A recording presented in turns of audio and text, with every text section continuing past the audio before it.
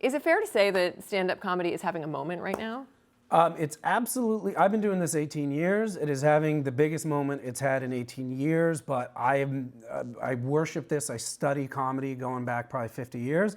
To the best of my knowledge, it's the biggest moment that has ever occurred for stand-up comedy. Wow, and why is that? Is it because of the talent out there right now? Is it because of social media? What's driving it? It's several things. It's social media, it's Netflix, and it's also largely YouTube to a certain extent.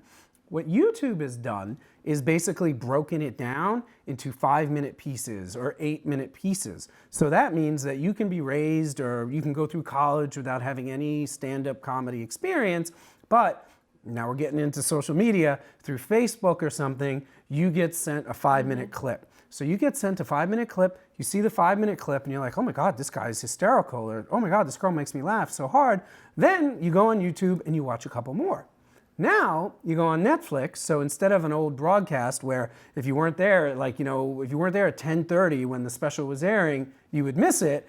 Now, because of Netflix, if you saw this comedian for 5 minutes, because it was sent to you by someone you trust, then you watch another 5 minutes of him or her that you liked on your own, then you're on Netflix and you're like, oh, wait a minute, I wonder if that person's on Netflix. You type the name in, or even especially with Netflix, because their algorithm is so good, they send it to you. You're like, oh my God, it's Tom Segura. I love Tom Segura.